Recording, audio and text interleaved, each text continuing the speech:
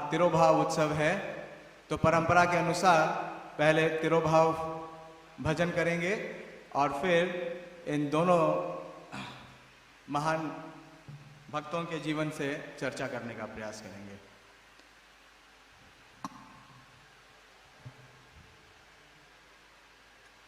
श्री श्री राधा पार्थ सारथी भगवान की जय। श्री श्री सीताराम लक्ष्मण हनुमान की जय। श्री श्री निताई गौर सुंदर की जय। श्री रुक्मणी देवी आविर्भाव तिथि महामहोत्सव की जय। श्री जयानंद प्रभु तिरोभाव तिथि महामहोत्सव की जय। जय अनिल प्रेमाधन करुणा प्रचुर। जय अनिल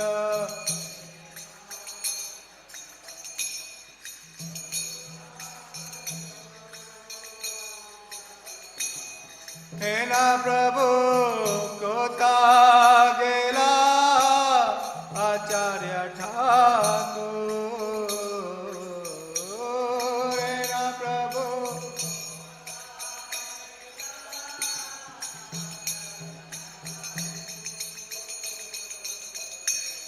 कहाँ मोरा स्वरूप रूप कहाँ सनातन। कहाँ मोरा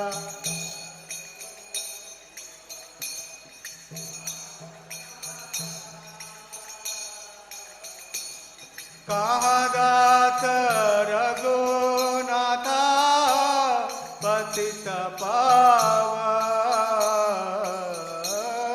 कहाँ दास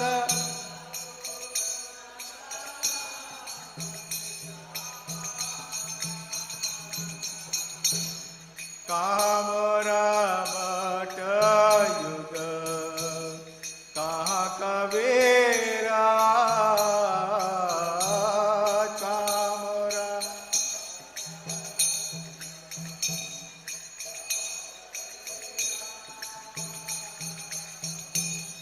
एक काले को था गेला गौरनटरा।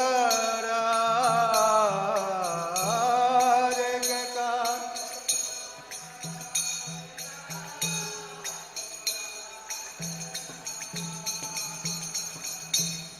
पाषाणे कुटीबो मथ अनले पशिब। पाषाणे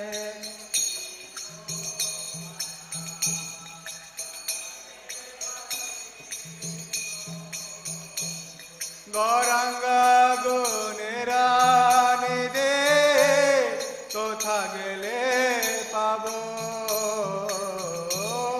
गौरांग गुणेरा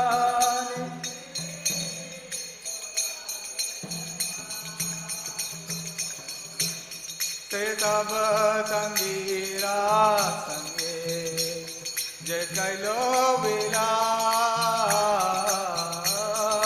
संग।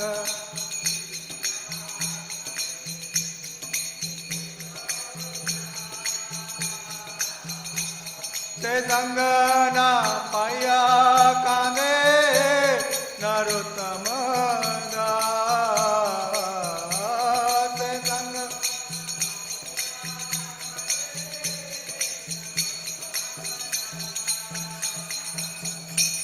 जय ओम विष्णुपाद परमहंस परिवाजकाचार्य अष्टोत्तर शत श्रीमद कृष्ण कृपा श्रीमूर्ति अभय चरणारविंद भक्ति वेदांत स्वामी श्रील प्रभुपाद की जय।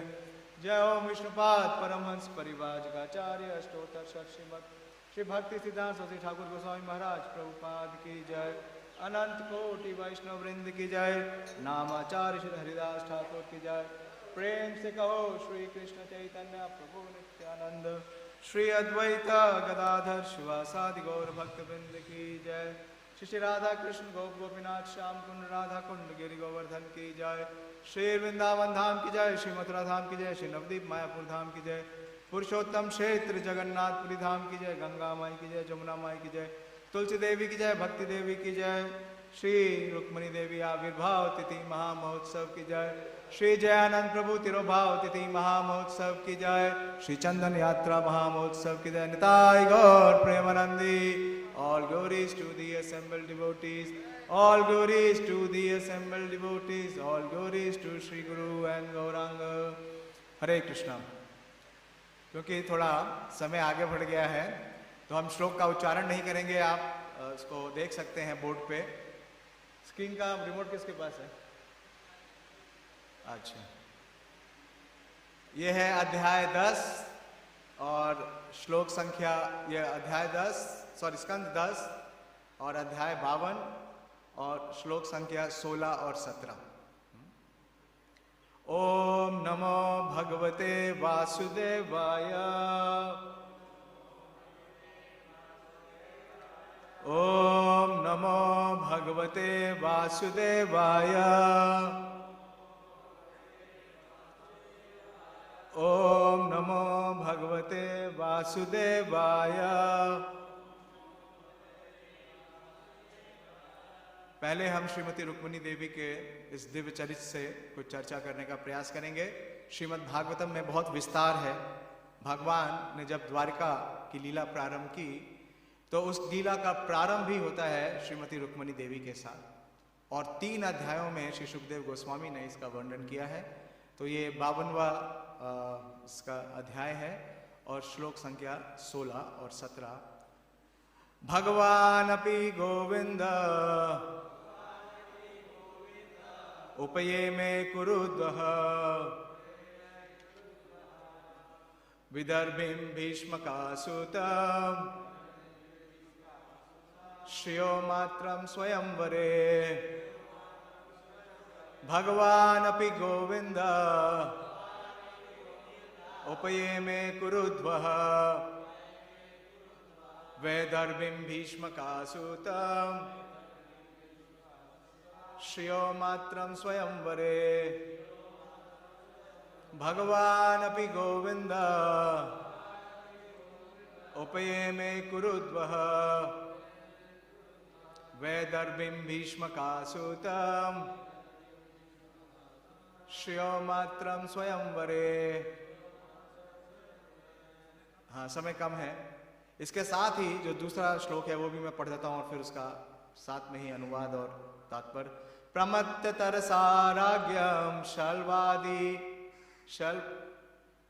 शल्वादीन चेद पक्षगान पश्यताम सर्वलोकानां ताक्षपुत्रम सुधा इव। तो सुखदेव गोस्वामी ने श्रीमती रुक्मिणी देवी का दिव्य चरित्र केवल इन 2 श्लोकों में समावेश कर दिया पूरा। इसका अनुवाद और तात्पर्य शब्द अर्थ नहीं कर रहा हूँ। अनुवाद इस प्रकार से है। श्री श्री राधा पार्थसारथी भगवान की जय। श्री श्री निताई गौर सुंदर की जय।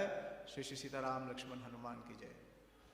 तो श्री सुखदेव गोस्वामी बोल रहे हैं परीक्षित महाराज को कि हे कुरुवीर, भगवान गोविंद ने भीष्मक की पुत्री वैदर्भी रुक्मिणी से विवाह किया, जो साक्षात लक्ष्मी की अंश थी। भगवान ने उनकी इच्छा से ही ऐसा किया और इस कार्य करने के लिए उन्होंने शल्व तथा शिशुपाल के पक्षधर अन्य राजाओं को परास्त किया। दरअसल सबों को देखते देखते श्री कृष्ण श्री रुक्मिणी को उसी तरह उठा के ले गए जिस तरह निशंक गरुड़ देवताओं से अमृत चुरा कर ले आए थे। तात्पर्य श्रवण करिए, बहुत विशेष तात्पर्य है। श्रील जीव गोस्वामी ने इन दोनों श्लोकों की पांडित्यपूर्ण टीका की है। श्रियो मात्रम शब्द बतलाते हैं कि सुंदर रुक्मिणी शाश्वत लक्ष्मी देवी की अंश रूप हैं, इसलिए वह भगवान की वधू बनने योग्य हैं। जैसा कि ब्रह्म संहिता 5:67 में कहा गया है, श्रिया कांता कांता परम पुरुषः। वैकुंठ की सारी प्रेमिकाएं लक्ष्मी देवियां हैं और प्रेमी भगवान हैं। इस तरह श्रील जीव गोस्वामी कहते हैं कि श्रीमती रुक्मिणी देवी श्रीमती राधा रानी की स्व अंश है। पद्म पुराण के कार्तिक महात्म्य में कहा गया है, कैशोरे गोप कन्यस्त यौवने राजकन्यका। श्री कृष्ण ने किशोर अवस्था में ग्वालों की कन्याओं के साथ आनंद लूटा और यौवन अवस्था में राजाओं की कन्याओं के साथ। इस प्रकार स्कंद पुराण में कथन है, रुक्मणी द्वारवत्यम तु राधा वृंदावने वने। वो स्थान राधा का वृंदावन के जंगल में है, वही रुक्मणी का स्थान द्वारिका में है। स्वयंवरे शब्द का अर्थ है अपनी इच्छा से। यद्यपि ये शब्द प्रायः उस औपचारिक वैदिक अनुष्ठान का सूचक है जिसमें कुलवंशी राजकुमारी अपने पति का स्वयं चयन कर सकती थी, किंतु यहाँ पर यह शब्द रुक्मणी के साथ कृष्ण के विवाह से संबंधित अनौपचारिक तथा अभूतपूर्व वातावरण का सूचक है। वस्तुतः श्री कृष्ण तथा श्रीमती रुक्मणी के दिव्य शाश्वत प्रेम के कारण एक दूसरे को वरण किया। ओम अज्ञानतिमिरान्धस्य ज्ञानाञ्जनशलाकया चक्षुरुन्मीलितं येन तस्मै श्रीगुरवे नमः। श्रीचैतन्यमनोभीष्टं स्थापितं येन भूतले स्वयं रूप कदा मह्यं ददाति स्वपदान्तिकं। वन्देऽहं श्रीगुरो श्रीयुतपदकमलं श्रीगुरून् वैष्णवांश्च। श्रीरूपं साग्रजातं सहगण रघुनाथान्वितं तं सजीवं साद्वैतं सावधूतं परिजनसहितं कृष्ण चैतन्य देवं श्रीराधा कृष्ण पादान् सहगण ललिता श्री विशाखान्वितांश्च। हे कृष्ण करुणा सिंधु दीनबंधु जगत्पते गोपेश गोपिका कांत राधा कांत नमस्तुते। ताप्त कांचन गौरांगी राधे वृंदावनेश्वरी वृषभानुसुते देवी प्रणमामि हरिप्रिये। वाञ्छाकल्पतरुभ्यश्च कृपा सिन्धुभ्येव च पतितानां पावनेभ्यो वैष्णवेभ्यो नमो नमः। जय श्री कृष्ण चैतन्य प्रभु नित्यानंद श्री अद्वैत गदाधर शिवासादि गौर भक्त वृंद। हरे कृष्णा कृष्णा कृष्णा हरे हरे, हरे राम राम राम हरे हरे। नमो विष्णुपादाय कृष्ण प्रेषाय भूतले श्रीमते भक्ति वेदांत स्वामिनिति नामिने। नमस्ते सारस्वते देवे गौरवाणी प्रचारिणे निर्विशेष शून्यवादी पाश्चात्य देश तारिणे। मुखम करोति वाचालं पंगुं लंघयते गिरा यत्किरवातः वन्दे श्री। हरे कृष्ण। तो श्रीमती रुक्मणी देवी के बारे में बहुत ही विशेष तात्पर्य दिया प्रभुपाद जी के मेधावी शिष्यों ने। उन्होंने श्रील जीव गोस्वामी के टीका को उदित किया और बताया कि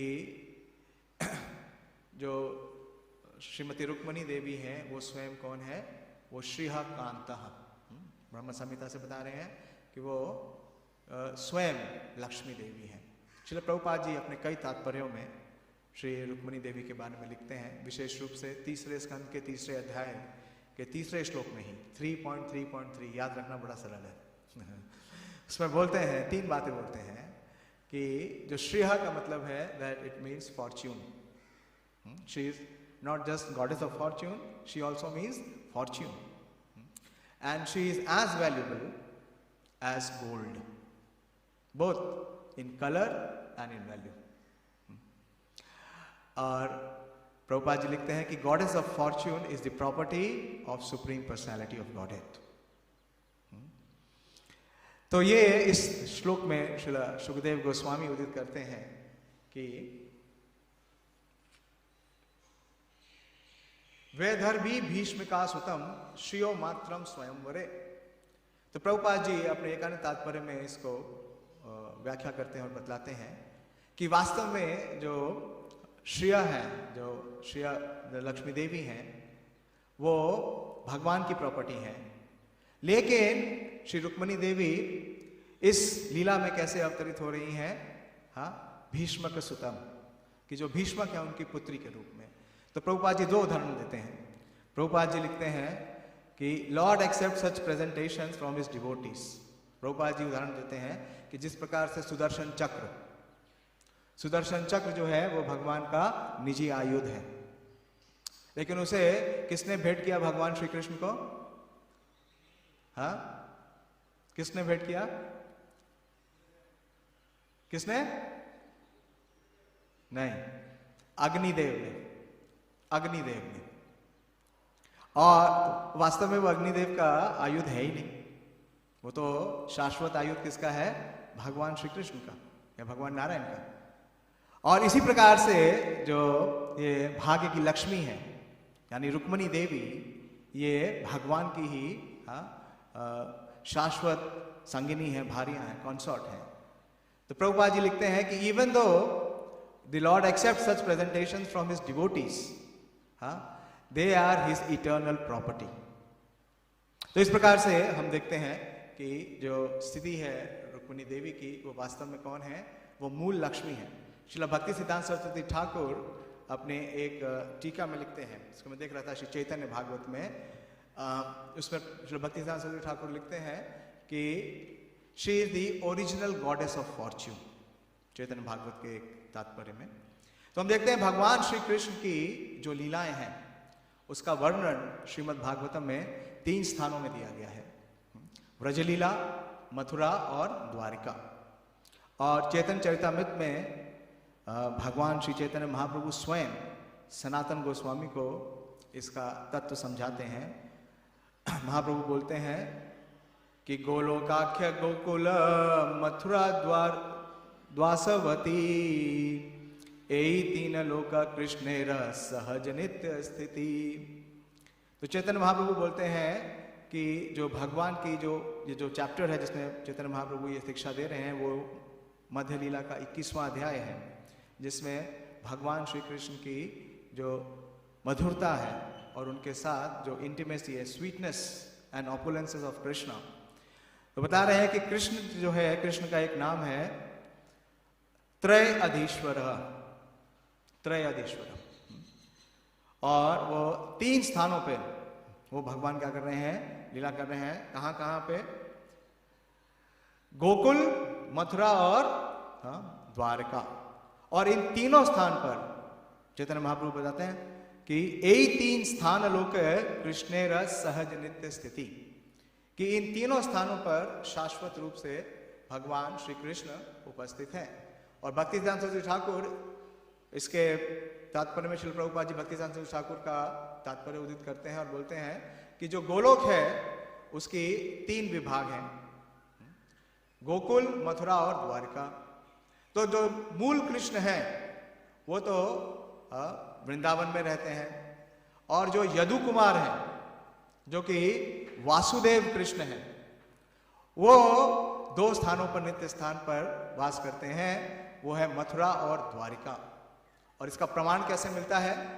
इसका प्रमाण मिलता है जब श्रील रूप गोस्वामी रचना कर रहे थे एक नाटक की, और वो चाहते थे कि इन तीनों लीलाओं को, यानी कि भगवान की ब्रज लीला, मथुरा लीला और द्वारिका लीला को एक पुस्तक के रूप में प्रस्तुत करें। तो स्वयं सत्यभामा जी प्रस्तुत होती हैं और उन्हें बतलाती हैं कि इसका 2 डिवीजन करिए। और फिर चैतन्य महाप्रभु भी यही बात को प्रमाणित करते हैं, और श्रील रूप गोस्वामी ने 2 ग्रंथ दिए, श्री विदग्ध माधव जिसमें भगवान की वृंदावन की जो लीलाएं हैं उसका विवरण है, और श्री ललित माधव जिसमें मथुरा और द्वारका की जो लीलाएं हैं उसका विवरण है। तो भगवान की जो लीलाएं हैं वो इतनी विशेष हैं कि उसको सुनने की जो तीव्र उत्कंठा है, इन 2 श्लोकों को सुन करके परीक्षित महाराज इससे सैटिस्फाइड नहीं हुए। परीक्षित महाराज ने क्या कहा? सुखदेव गोस्वामी ने तो 2 श्लोकों में रुक्मिणी देवी का विवरण बतला दिया, पूरा समावेश कर दिया कि किस प्रकार से भगवान ने उनके साथ विवाह किया, और जो शिशुपाल और शाल्व आदि राजा है उनका परास्त कर दिया। लेकिन सुखदेव गोस्वामी बोलते हैं, परीक्षित महाराज ने कहा कि मैंने सुना है भगवान ने भीष्मक की सुमुखी पुत्री रुक्मिणी का राक्षस विधि से विवाह किया। और आगे बोलते हैं, भगवान श्रोतुम इच्छामि कृष्णस्य अमित तेजसा यथा मगध शाल्वादीन जित्वा कन्यम उपरत। तो बोल रहे मैं इससे संतुष्ट नहीं हूं जितना आपने संक्षेप में विवरण किया है। हे प्रभु, मैं आपसे सुनने का इच्छुक हूं।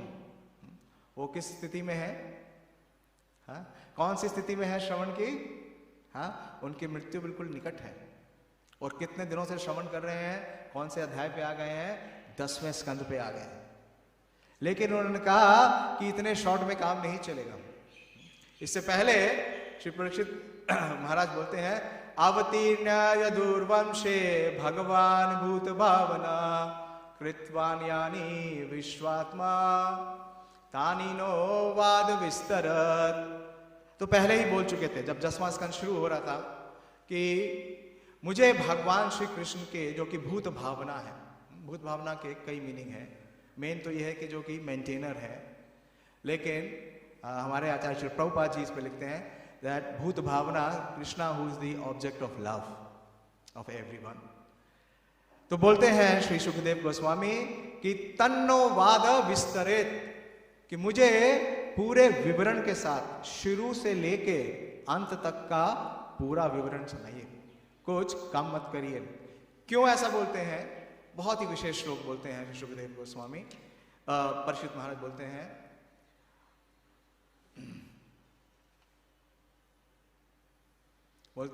ब्राह्मण कृष्ण कथा पुण्य माधवी लोक मलापह को न तृप्ये तृष्णवान श्रितज्ञो नित्य नूतन। तो कृष्ण कथा के विशेष वर्णन कर रहे हैं, उसकी जो महिमा है वो बता रहे हैं, जो उनका साक्षात्कार हुआ।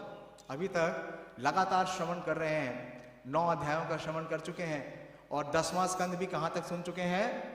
51 अध्याय सुन चुके हैं।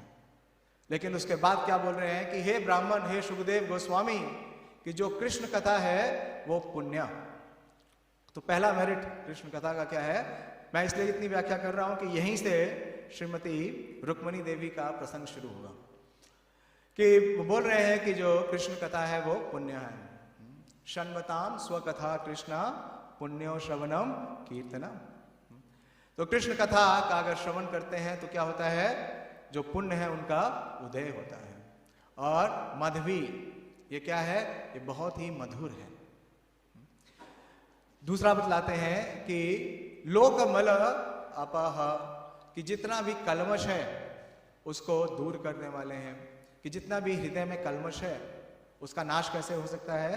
अगर हम कृष्ण कथा का श्रवण करते हैं, निद्रा के साथ नहीं।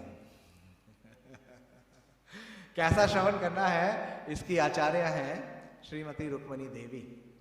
वैसे तो आचार्य के जो हमारे मतलब श्रवण के जो आचार्य हैं वो स्वयं परीक्षित महाराज हैं, लेकिन परीक्षित महाराज भी किसके बारे में श्रवण करना चाहते हैं? रुक्मणी देवी के बारे में। और रुक्मणी देवी एक प्रमाणिक स्रोत है, एक प्रमाणिक उदाहरण है कि किस प्रकार से श्रवण के द्वारा भगवान को प्राप्त किया जा सकता है। तो बोल रहे हैं कि, और जो शॉर्ट में बोलूंगा, बहुत सुंदर श्लोक आप पढ़िएगा कि हे ब्राह्मण, कौन ऐसा अनुभवी श्रोता होगा जो कृष्ण की पवित्र, मनोहर तथा नित्य नवीन कथाओं को, जो संसार के कलमश को धो देने वाली है, सुनकर कभी तृप्त हो सकेगा। और ये क्या है? नित्य नूतनः। तो इस प्रकार से जब दोबारा अपनी जो उत्कंठा है उसको प्रस्तुत किया परीक्षित महाराज ने, तो सुखदेव गोस्वामी विवश हो गए पूरा विवरण सुनाने के लिए। और उन्होंने पूरा विवरण सुनाया। और शॉर्ट में, संक्षिप्त में यह है कि जब भगवान ने द्वारकापुरी का प्राकट्य किया, कि जब मथुरा पे 17 बार जरासंध ने आक्रमण किया, भगवान ने 17 बार उसे परास्त कर दिया, लेकिन 18वीं बार उसके साथ कौन मिल गया? काल यावन। और श्रीमद् भागवतम में इसका वर्णन आता है, उसकी सेना की संख्या सुनेंगे 30 मिलियन। काल यावन की 30 मिलियन और जरासंध की 23 अक्षौहिणी। महाभारत के युद्ध में कितनी अक्षौहिणी थी? 11 और 7 18। लेकिन आप समझिए उससे भी कितनी कई गुना सेना लेके ये दोनों आ गए। और भगवान ने क्या किया? भगवान ने यही ठीक सोचा कि भगवान ने 17 बार पराजित कर दिया जरासंध को, लेकिन वो इतना निर्लज्ज है कि हर बार आक्रमण के लिए आता था। उसके पीछे भी आचार्य बतलाते हैं कि भगवान का एक प्रयोजन है, क्योंकि वो सारे ही जितने भी दुष्कृत लोग हैं उनका नाश करना चाहते हैं। लेकिन भगवान ने एक नया प्रयोजन किया और वो छोड़ गए रण को। उन्होंने मथुरा से क्या किया? पलायन किया। और उनको क्या किया जाता है? पूजित किया जाता है। किस रूप में? रणछोड़ के रूप में। हम गए थे डाकोर, जब द्वारका गए थे तो डाकोर जाने का अवसर मिला था, तो भगवान को रणछोड़, बहुत ही भगवान ने विशेष कार्य किया। और भगवान क्या करते हैं कि वहाँ से भागते हैं और एक पर्वत पर चढ़ जाते हैं, वो और बलराम जी दोनों। और उस पर्वत का नाम है प्रवर्षण पर्वत। और उस प्रवर्षण पर्वत की शिखर से, जो कि 11 योजन है, यानी कि 90 मील, वहां से छलांग लगाते हैं द्वारकापुरी को बसाने के लिए। गोवर्धन को भगवान क्या करते हैं? उठाते हैं। लेकिन प्रवर्षण से भगवान छलांग लगाते हैं। दोनों ही क्या है? एडवेंचर है। और ये कौन बोलते हैं? जो सौनक आदि ऋषि हैं, वो पहले स्कंद में बोलते हैं, हाँ, नैमिषारण्य के जितने ऋषि हैं, शूद्र गोस्वामी थे, कि भगवान के जितने एडवेंचर हैं सब बताइए। तो श्रीमद् भागवत में सब कुछ है, एडवेंचर है। सोचिए इतना बड़ा एडवेंचर। और भगवान क्या करते हैं? अपनी योग माया शक्ति से, हाँ, भगवान योगेश्वर है, एक ही रात में सारे लोग मथुरा में सोते हैं और अगले दिन द्वारका के महल में प्रकट हो जाते हैं। तो इस प्रकार से भगवान अपना योग ऐश्वर्य करते हैं। और सुखदेव गोस्वामी बतलाते हैं कि द्वारका आने से पूर्व ही जो बलराम जी हैं, उन्होंने रेवती जी का हाथ स्वीकार किया। और जब भगवान द्वारिका पहुंचे तो उनके पास एक पत्र आ गया, बहुत ही विशेष पत्र। और ये पत्र भेजने वाली हैं श्रीमती रुक्मिणी देवी, जो कि महाराज भीष्मक की पुत्री हैं। उनका नाम है रुक्मिणी। सर साक्षी प्रभु बहुत अच्छा बता रहे थे। वो बोल रहे थे कि जो भीष्मक हैं उनके 5 पुत्र हैं। 5 पुत्रों का नाम दिया गया है।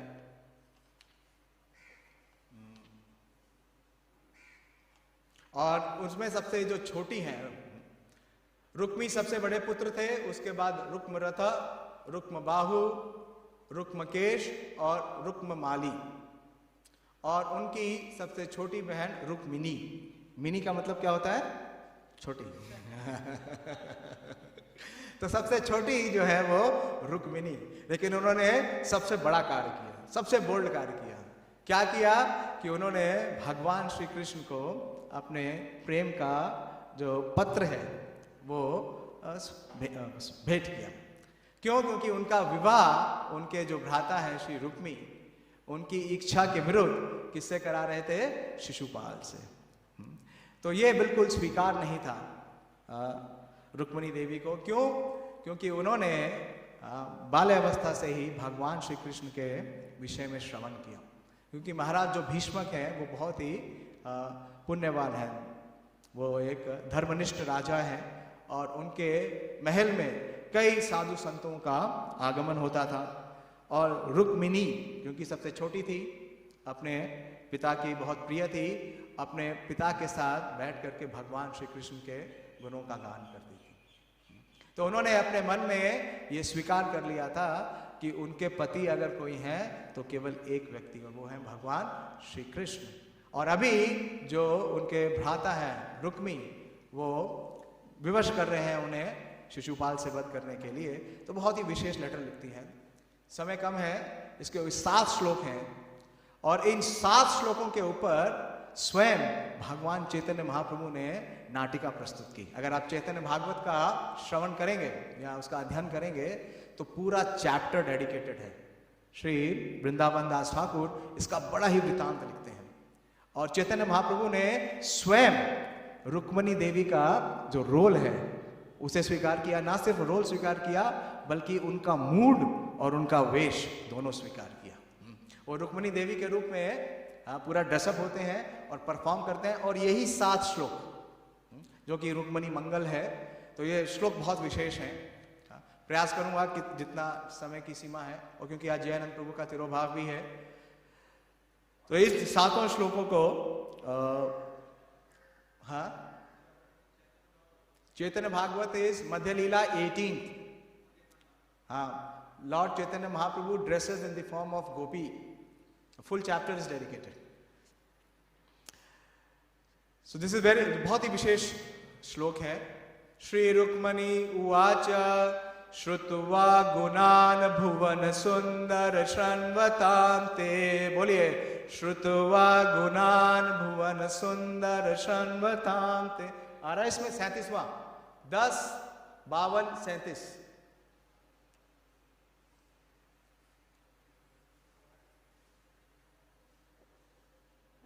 हम क्या प्रभु, हाँ टाइम ज्यादा लगेगा तो श्रवण करिए थे. श्रुत्वा गुणान भुवन सुंदर शृण्वतान्ते निर्विश्य कर्ण विविरेर्हरतो अंगतापम रूपम दृशम दृशिमिताम अखिलर्थलाभम त्वयि अच्युत अविष्ट चित्तम अपत्रपम में. तो रुक्मणी देवी एक ब्राह्मण के माध्यम से अपना ये पत्र भेजते हैं. काफी विवरण है, कई शिक्षाएं भी हैं भगवान की कि भगवान ने ब्राह्मण से क्या कहा, लेकिन हम सब्जेक्ट मैटर पे आते हैं. तो रुक्मणी देवी बोल रही हैं, भगवान श्री कृष्ण को लिख रही हैं, ना सिर्फ संदेश लिख रही हैं बल्कि अपने हृदय का साक्षात्कार, और इन शब्दों के द्वारा अपने जो प्रेम है उसको उदित कर रही हैं. बोल रही है श्रुत्वा गुणान भुवन सुंदर शृण्वताम ते, कि हे कृष्ण मैंने आपके गुणों का क्या किया है, श्रवण किया है. मिली नहीं है, रुक्मणी देवी ने कभी श्री कृष्ण को देखने का उनको अवसर प्राप्त नहीं हुआ, लेकिन उन्होंने क्या किया है, सुना है. श्रुत्वा गुणान, और सुनने से मैं इस बात को समझ गई हूं क्या, कि भुवन सुंदर शृण्वताम ते, कि आप इस पूरे भुवन में, इस पूरे त्रिभुवन में जो सबसे सुंदर व्यक्ति हैं, सबसे सुंदर पुरुष हैं, वो केवल आप ही हैं. और आपके गुणों का और आपका जो ये रूप मधुरिमा है, आपके सुंदर रूप का कर्ण के द्वारा मेरे हृदय में प्रवेश हो गया है. इससे क्या हुआ, निर्विश्य कर्ण विवरेर हरतो अंगताप, कि मेरे हृदय में जितने भी ताप हैं, संताप हैं, वो पूरी तरह क्या हो चुके हैं, नष्ट हो चुके हैं, ध्वस्त हो चुके हैं. क्यों? क्योंकि रूपम दृशम दृशिमिताम अखिलर्थ लाभम, आपका जो सुंदर रूप है, आपकी जो रूप लावण्य है, वो मेरे हृदय में क्या हो चुकी है, अमिट छप चुकी है. और इससे बड़ा मुझे इस पूरे जगत में कोई लाभ नहीं दिखता. अखिलार्थ लाभम, इससे बड़ा कोई ब्रह्मांड में लाभ नहीं है. और मेरा हृदय आपके इस सुंदर रूप में उसी प्रकार से त्वयि अच्युत अविष्ट चित्तम, मेरा जो चित्त है वो आपके इस सुंदर रूप में हे अच्युत क्या हो चुका है, अविष्ट हो चुका है. अविष्ट हो चुका है का मतलब क्या है, कि प्रविष्ट हो चुका है. और मैं क्या बन चुकी हूं, अपत्रपम में, मैं अब इस संसार से पूरी तरीके से निर्लज्ज हो चुकी हूं. मुझे ये बोलने में किसी भी प्रकार की कोई शंका नहीं है, किसी भी प्रकार की कोई शर्म नहीं है. तो देखिए बहुत विशेष है, भगवान का एक नाम है, श्रीमद् भागवतम में बोला गया है, श्रुतिक्षिता. भगवान को कैसे देखा जा सकता है, श्रवण के माध्यम से, कानों से. यही बोल रही हैं कि निर्वीर्य कर्ण विवरे निर्विश्य कर्ण विवरे हरतो अंगतापम. तो जो मेरे कर्ण के द्वारा क्या प्रवेश हुआ, आपका सुंदर रूप और आपके गुणों को सुन करके मेरा चित्त आप में पूरी तरीके से क्या हो चुका है, हाँ, मग्न हो चुका है. तो ब्रह्मा जी अपनी रचनाओं में बोलते हैं पूरा भागवत और पूरा भगवत गीता इससे भरा हुआ है. किससे? श्रवण की महिमा से. प्रभुपाद जी कई तात्पर्य में बोलते हैं, उसमें एक तात्पर्य में बोलूंगा. हाँ, कुंती महारानी की शिक्षाएं. कुंती महारानी बोलती हैं, शृण्वन्ति गायन्ति गृह्णन्ति अभीक्ष्णस स्मरणन्ति नन्दन्ति तव हिते जना तएव पश्यन्ति अचिरेण तावकं भवा प्रवाहो परमं पदाम्बुजम्. तो क्या बोलती हैं कुंती माने कि शृण्वन्ति, कि जिसने आपके रूप और गुणों का क्या कर लिया है, श्रवण कर लिया है. शृण्वन्ति गायन्ति, और उसका क्या कर रहे हैं, वो गान कर रहे हैं.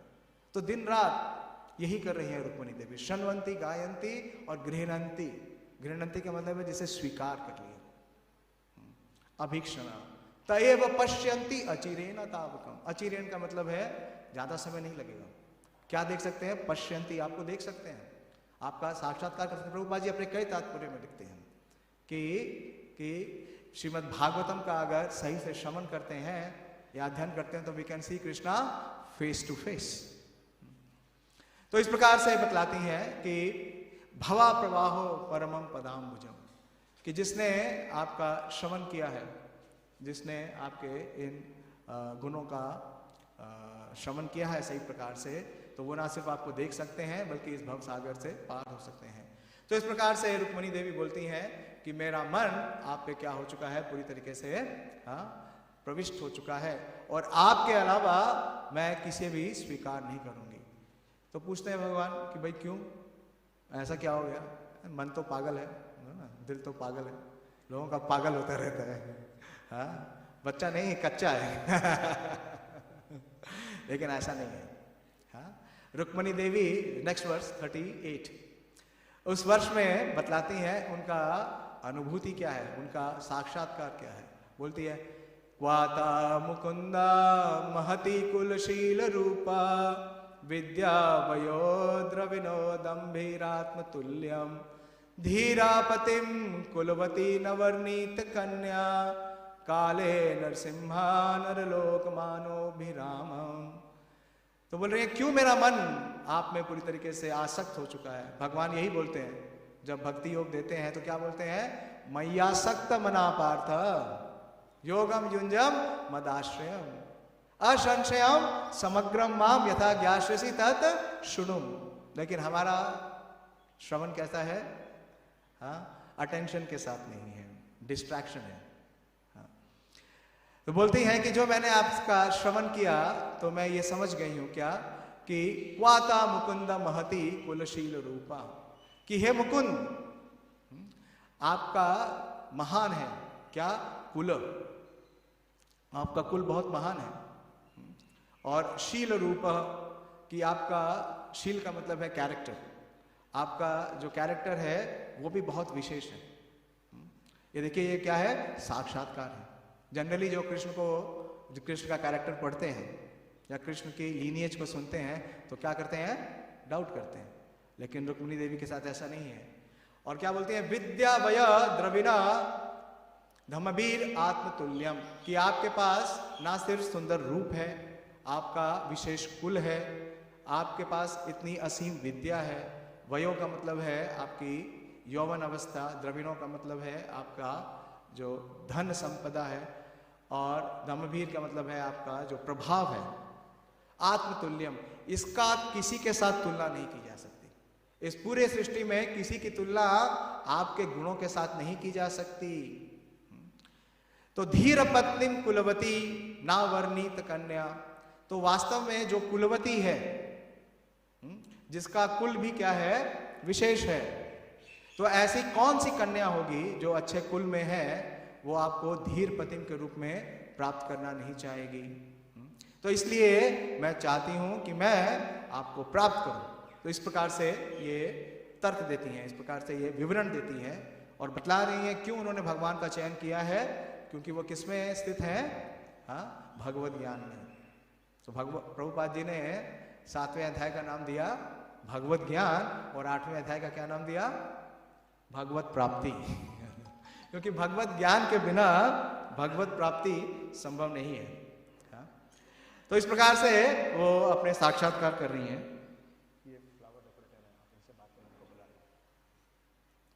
फिर आगे बोलती हैं कि तन्मे भवान खलु वृता पतिरंग जायम। प्रभु जी क्लास 8:25 पर स्टार्ट हुई थी सुनिए, रुक्मिणी देवी का जो पत्र है इसके बारे में चैतन्य महाप्रभु बतलाएंगे कि जो इन श्लाघ श्लोकों का श्रवण करता है उसके लिए चैतन्य महाप्रभु क्या विशेष वर देते हैं, वो भी सुनिएगा, बहुत विशेष है। इसलिए मैं ये प्रयास कर रहा हूं कि ये 7वें श्लोक को ले सकूं। तो बोल रहे हैं कि तन में भवाम खलु वृत पतिरंग जायम आत्म प्रतिस च भवतो अत्र विभो विदेहि मदवीर भागम अभिवत्स चेद्य आराध गौम्य वन मृग गते बलिम अम्बुजाक्षः। तो बोल रही है कि इसलिए मैंने आपको अपना पति चुन लिया है, ये मैंने निर्णय कर लिया है कि आप ही, मैंने ये व्रत लिया है पतिरंग जायम, कि आप ही मेरे पति हैं। और मैंने क्या किया है, आत्म अर्पितस च भवतो अत्र विभो विदेहि, कि मैंने अपने आप को, अपनी आत्मा को आपको अर्पित कर दिया है। क्योंकि भगवान को प्राप्त करने के लिए क्या करना पड़ेगा, श्रवण और साक्षात्कार के बाद शरणागति, क्योंकि बिना शरणागति के भगवत प्राप्ति संभव नहीं है। तो वो क्या बोल रही है, आत्म अर्पितस च भवत अत्र विभो विदेहि, कि मैंने अपने आप को आपको समर्पित कर दिया है और मैं आपका भाग हूं। मां वीर भागम, मैं आपका भाग हूं। उसी प्रकार से जिस प्रकार से एक सिंह है, जो सिंह का भाग है उसे सियार नहीं ले सकता। और ये सियार कौन है, चैद्य, यानी कि शिशुपाल।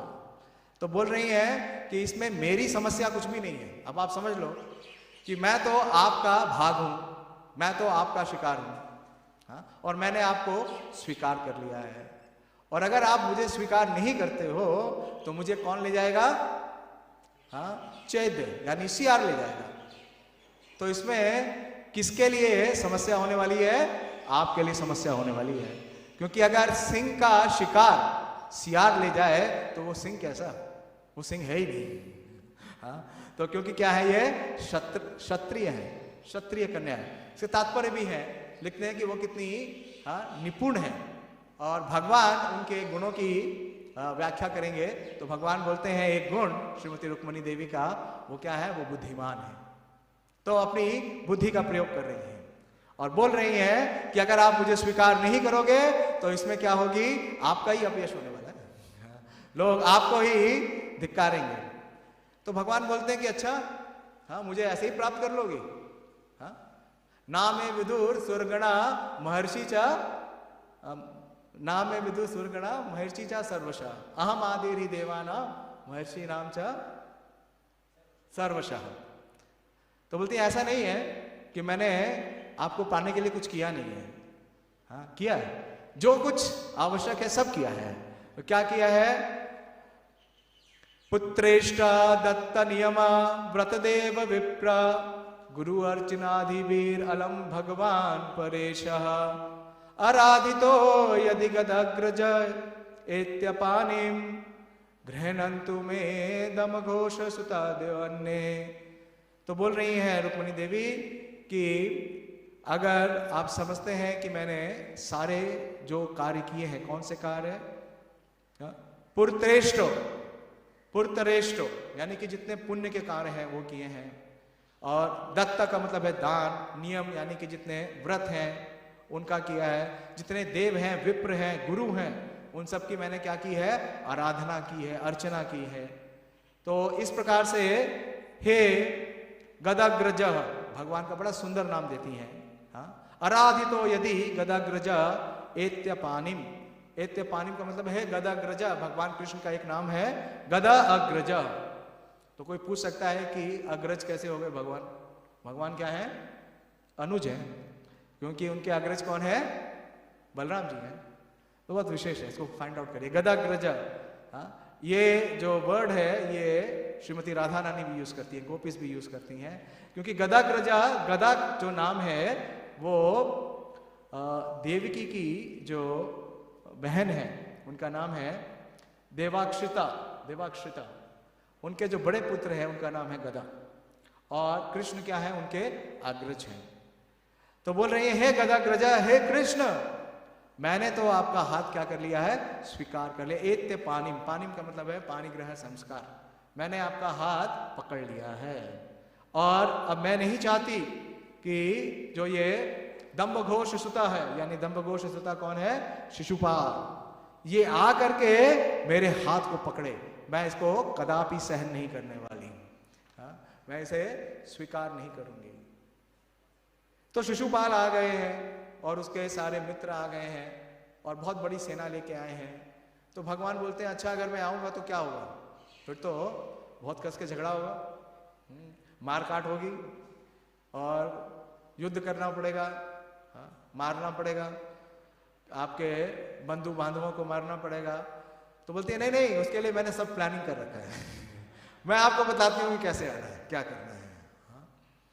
गुप्ता समेत प्रतना प्रतिभि परितः निर्मथ्य चेद्य मगधेन्द्र बलम प्रहस्ये मम राक्षसेन विधनोदव वीर्य शुल्कम। तो बोलते हैं कि आप कैसे आइएगा? गुप्ता समेत्य, गुप्त रूप से आइए, किसी को पता नहीं चलेगा कि आप आ गए हैं। लेकिन आप अकेले मत आना, आप अपनी सेना को बुलाना। लेकिन सेना को जो ये विदर्भ है इसमें प्रवेश मत करना, दूर रखना, सेना को थोड़ा दूर रखना। और आप अपने गुप्त रूप से अपने जो आपके कमांडर्स हैं उनके साथ आप आना और मुझे क्या करना? माम राक्षसेन विधिनोद्वह वीर शुल्कम, कि ये विधि है विवाह की। कौन सी विधि है? राक्षसेन। राक्षसेन विधि क्या है? प्रभुपाद जी लिखते हैं कि मनुस्मृति में 8 विवाह के विधियां दी गई हैं, उसमें से एक विधि जो है वो राक्षसेन विधि है। उसमें क्या करते हैं कि जो वधू है उसका अपहरण कर लेते हैं और जो भी उनका अपोज करता है, जो भी उनका विरोध करता है, उसको मार देते हैं। लेकिन अब ये बंद हो गया है, अभी संभव नहीं है। हमने देखा कि भगवान के जो वंशज थे उन्होंने भी किया। इसकी दुर्योधन की कन्या का किसने? सामा ने किया था। हाँ, सामा ने क्या किया था? अपहरण किया था और युद्ध हुआ, भयंकर युद्ध हुआ कुरुओं में और यदुओं में। तो ये परंपरा थी। तो बोलती है कोई ज्यादा कुछ नहीं करना पड़ेगा आपको क्या करना है? बस आना है, अपनी सेना को साथ में लाना है, सेना को बाहर ही रखना है। हाँ, सीधा युद्ध नहीं करना है और इस राक्षस विधि से मेरा अपहरण कर लेना है। तो मानो भगवान ने पूछा कि भाई ऐसे कैसे हो सकता है? हाँ, क्योंकि तुम तो अपने बंधु बांधवों के बीच में होगी, अपने महल में होगी, तो फिर महल के अंदर जब मैं प्रवेश करूंगा तो जो भी उगेगा उसे मारना पड़ेगा। हाँ, तो आपके भाइयों को मारना पड़ेगा। हाँ, रक्तपात हो जाएगा। बोलते नहीं नहीं, उसका भी मैंने अरेंजमेंट किया है, उसके लिए भी मेरा पूरा प्लान है। हाँ, कंफर्म प्लान है। क्या बोलती है? अंतर पुरंतर चरिम अनिहत्य बांधुम त्वाम उद्वह कथम इति प्रबदामि उपयम पूर्वे द्वार अस्ति महति कुल देवी यात्रा यस्यम बहिर्नेव वधुर गिरिजम उपेयुत। तो बोल रही है कि जो अंतरपुरा है, यानी कि जो महल का अंदर कक्ष है, मैं उससे खुद ही बाहर निकलूंगी, मैं स्वयं बाहर आने वाली हूं। क्योंकि हमारे यहाँ एक रीति रिवाज है, एक रिवाज है। वो रिवाज क्या है कि कुल देव यात्रा, कि विवाह से पूर्व जो कन्या है वो कुल देवी के पास जाती हैं, हाँ, आराधना करने के लिए। और मैं गिरिजा के पास जाऊंगी, यानी कि भवानी के पास, दुर्गा देवी के पास। और उस समय मेरा कोई भी सगा संबंधी मेरे साथ नहीं होगा, मैं रहूंगी और मेरी दासियां रहेंगी। तो आपके लिए बड़ा ही सरल है कि आप उस समय आए और मेरा अपहरण करके ले जाएं।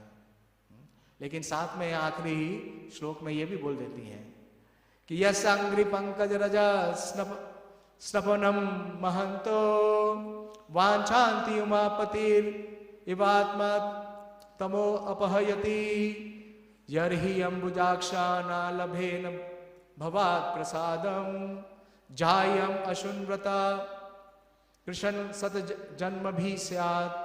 तो बोलती हैं कि अगर आप नहीं आए और आपने ऐसा नहीं किया जैसा मैंने प्रस्ताव किया है, तो फिर मैं क्या करने वाली हूं, सुनिए। बोलती हैं कि यस्या आंग्रिहि पंकज रजः, कि आपकी जो रज है उसमें मैं स्नपनम का मतलब क्या है? मैं स्नान करने वाली हूं।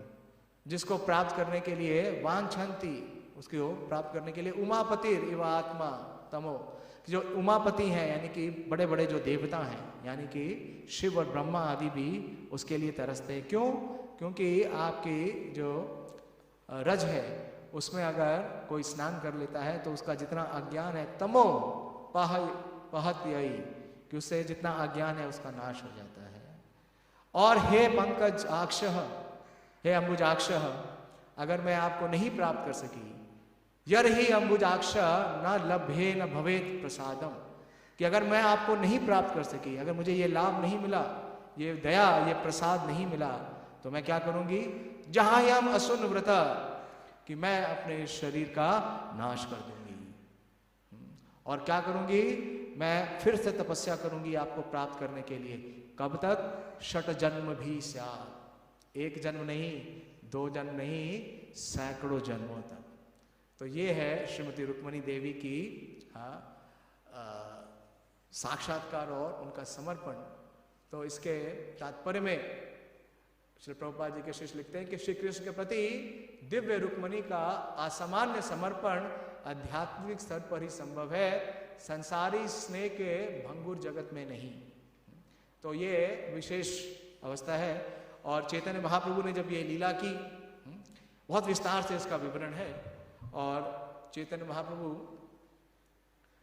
इन 7 श्लोकों के बारे में बोलते हैं। चैतन्य महाप्रभु बोलते हैं, गीत वंदे सुन षट श्लोकर अव्याख्यान, ये कथा सुनीले स्वामी होए भगवान। तो चैतन्य महाप्रभु बोलते हैं कि जो भी ये 7 श्लोकों का जो ये रुक्मणी मंगल है, इस व्याख्यान को सुनता है, इस कथा को सुनता है, तो भगवान स्वयं उसके क्या बनते हैं? स्वामी जैसे रुक्मणी देवी के बने। तो इस प्रकार से बहुत विशेष है। मैं बहुत थोड़ा ही बोल पाया क्योंकि समय समाप्त हो गया। और बहुत सी लीलाएं हैं जिसमें रुक्मणी देवी की 26 गुण हैं। मैं देख रहा था रुक्मणी देवी के 26 गुण हैं, और 26 गुणों का अगर व्याख्यान करें तो कई क्लासेस चाहिए। हाँ, लेकिन विशेष रूप से देख सकते हैं कि वो कितनी समर्पित हैं, और समर्पण के साथ साथ उनकी जो तीव्र बुद्धि है वो कितनी विशेष है। तो आज जयानंद प्रभु का तिरोभाव है। तो जयानंद प्रभु प्रभुपाद जी के बहुत ही प्रिय शिष्य हैं। देखिए कि प्रभुपाद जी ने अपने, प्रभुपाद जी के मतलब जिस समय प्रभुपाद जी उपस्थित थे उस समय श्री जयानंद प्रभु का तिरोभाव हुआ 1 मई 1977 में। और प्रभुपाद जी ने उसी समय इसे घोषित किया कि हमारे इस्कॉन में ये जो दिन है ये बहुत विशेष है, और इसे जो जैसे किसने महान आचार्यों का तिरोभाव दिवस मनाया जाता है, वैसे ही जयानंद प्रभु का तिरोभाव दिवस मनाया जाएगा।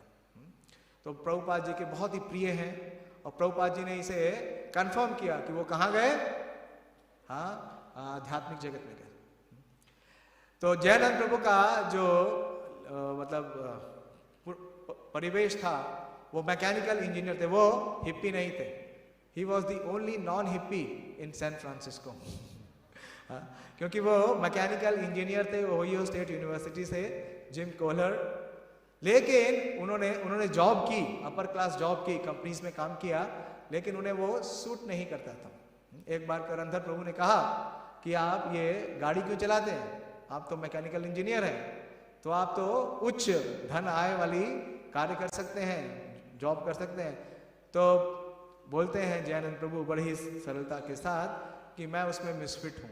वहाँ का जो क्राउड है, वहाँ का जो लोग हैं, उसमें मैं अपने को असहज प्राप्त करता हूँ। 1967 में श्रील प्रभुपाद जी न्यूयॉर्क से पहली बार कहाँ गए? San Francisco. किसके आमंत्रण पे? हाँ, मुकुंद महाराज के आमंत्रण पे। और वहाँ पे उन्होंने क्या किया? हाँ, रॉक शो था क्या।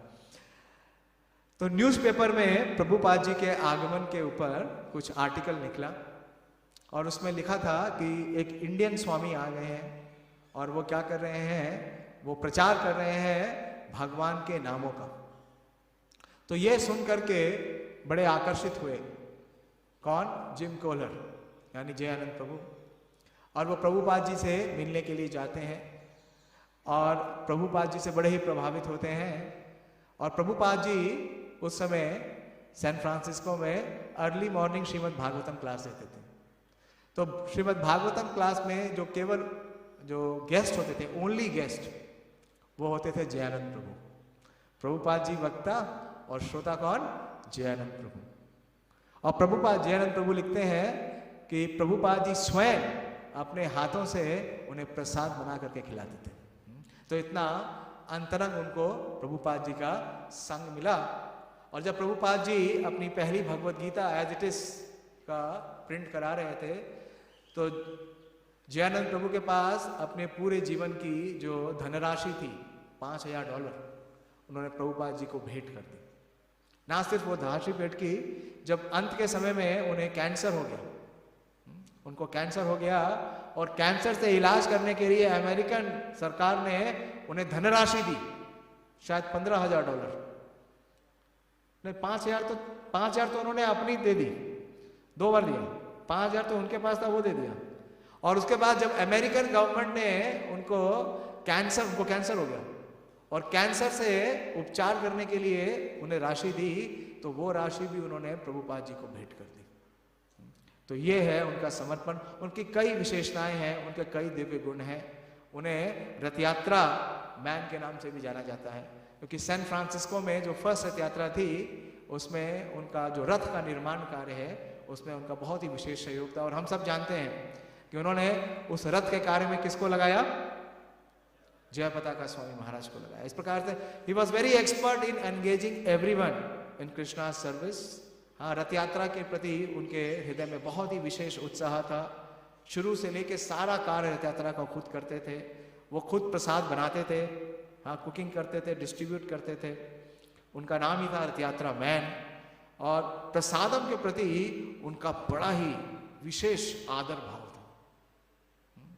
वो अगर प्रसादम कहीं उन्हें दिख जाता तो जमीन पे गिरा हुआ है, तो वो झुकते थे, प्रणाम करते थे और प्रसादम को अपनी जीवा से स्वीकार कर लेते थे।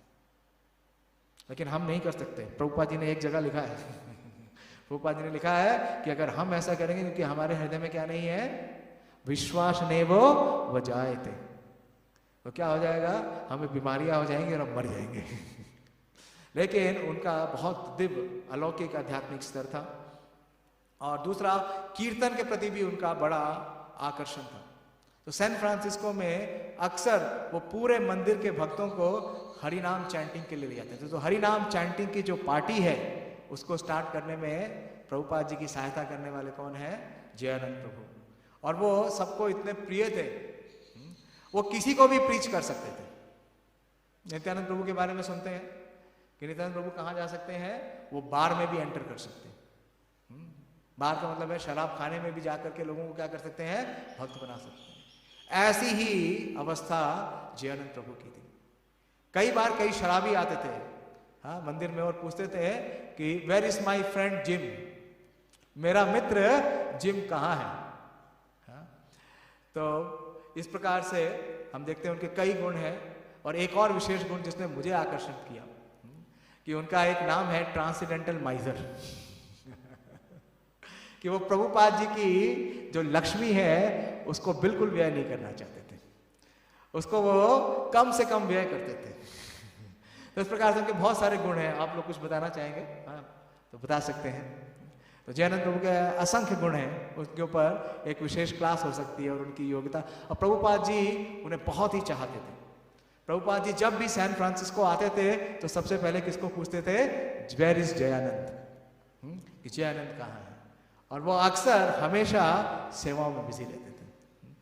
तो आज के दिन हम जयानंद प्रभु से ये प्रार्थना करें, रुक्मिणी देवी से प्रार्थना करें कि जिस प्रकार से उनका जो चित्त है वो पूरी तरीके से क्या है? आविष्ट है, अपने गुरु, अपने इष्ट की सेवा में।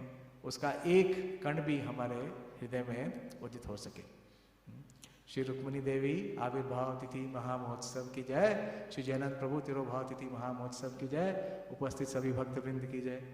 हृदय गौर प्रेमानंदी हरि हरि बोल। हरे कृष्णा। तो आज बहुत पवित्र दिन है और प्रभु जी ने बड़ी अच्छी चर्चा की रुक्मिणी महारानी के बारे में। जयानंद प्रभु के विषय में तो ज़्यादा समय नहीं मिल पाया।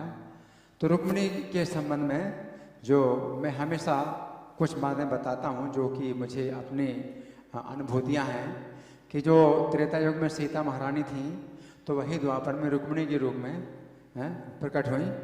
और त्रेता युग में जो रावण था वो द्वापर में शिशुपाल के रूप में प्रकट हुआ। त्रेता युग में जो श्री राम थे तो द्वापर में श्री कृष्ण के रूप में प्रकट हुए। त्रेता युग में जो सीता के पिता जनक थे तो द्वापर में वो रुक्मिणी के पिता भीष्मक के रूप में प्रकट हुए। और जो घटना हुई कि रावण ने सीता का अपहरण किया तो श्री राम की विवाहिता पत्नी सीता का उसने अपहरण किया रावण ने। तो ये जो आक्रोश था श्री राम के अंदर कि उसने ऐसा किया तो इसका बदला लेना है, तो इसी प्रकार से जो इस बार राम ने जो है सीता का अपहरण किया और सीता का विवाह रावण के साथ हो रहा है। लेकिन रावण का तो पूरा धर्म था कि सीता की विवाहिता पत्नी को उसने हरण किया और फिर राम की अनुपस्थिति में अपहरण किया। श्री राम ने जो है इस प्रकार से अब योजना बनाई कि अब मैं तेरी पत्नी का अपहरण करूंगा, लेकिन विवाहिता नहीं होगी। विवाह के जो है जब तैयारी होगी तो मैं अपहरण करूंगा, तो उसमें जो है राक्षस विधि से ये विवाह कहलाता है, लेकिन ये जो है धर्म के अनुसार है। तो भगवान श्री राम जो है धर्म के अनुसार ही सब कार्य करते हैं। ये बदला फिर भी लिया उसी प्रकार से कि जैसे कि शिशुपाल को महसूस हुआ कि मेरी विवाहिता पत्नी हो गई है, विवाह की पूरी तैयारी और मंत्र वगैरह सब मतलब पढ़े गए, और फिर उसके बाद फिर जो है उन्होंने जो है किया अपहरण किया। और अपहरण किया तो ऐसे अपहरण नहीं किया कि मतलब चोरी की सबके सामने और युद्ध करके है, तो मतलब भगवान राम कहती हैं अगर करना तो ऐसे कर।